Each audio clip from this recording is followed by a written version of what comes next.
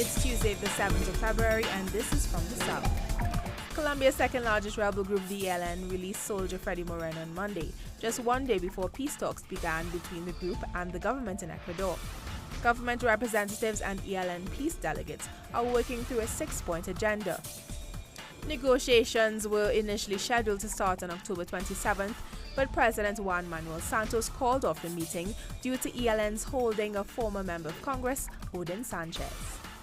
Argentine President Mauricio Macri met his unelected Brazilian counterpart, Michel Temer, in Brasilia for a bilateral meeting.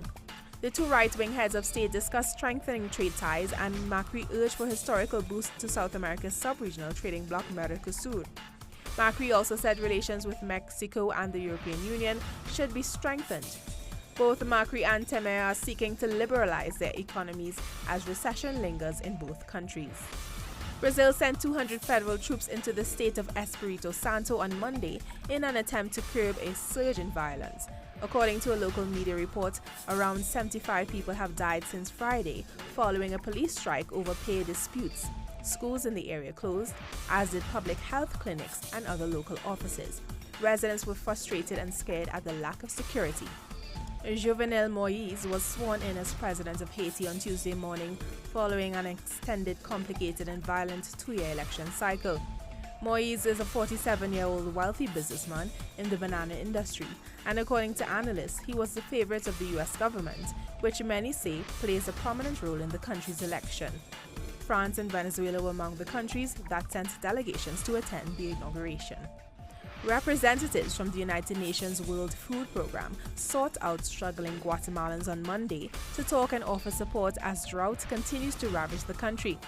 The main objective of the campaign is to rehabilitate degraded ecosystems and improve land productivity in order to reduce the vulnerability of the population to climate changes.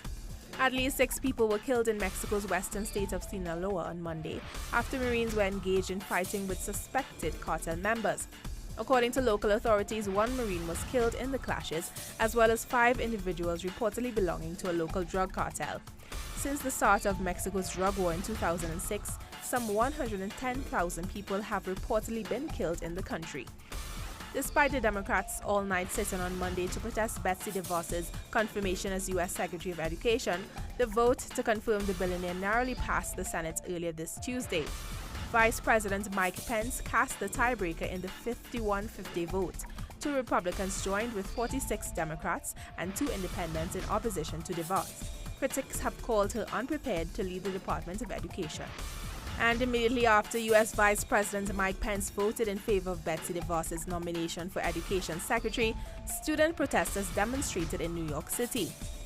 One protester said that DeVos is against public education, which is a serious problem because most people cannot afford private education. French President François Hollande visited a 22-year-old man lying in hospital after he had allegedly suffered police brutality. The victim says a policeman inserted a baton in his anus after he was arrested on February 2nd. 1 policeman has been placed under formal investigation for suspected rape and 3 others for unnecessary violence. Romanians protested for a 7th night, demanding the resignation of the country's Social Democrat-led government over a corruption decree. Early in the day, the country's president admonished the government for issuing the decree a week ago without consulting parliament. Some protesters have pledged to keep up the pressure until the Prime Minister resigns. Thousands of New England Patriots fans decked out in team jerseys and knit caps packed the streets of Boston for a parade to celebrate their team's 5th Super Bowl victory. The Patriots won Super Bowl 51 with the biggest comeback in Super Bowl history, beating the Falcons 34-28 after being down 25 points in the 3rd quarter. More on these and other stories on our website telesurtv.net/English.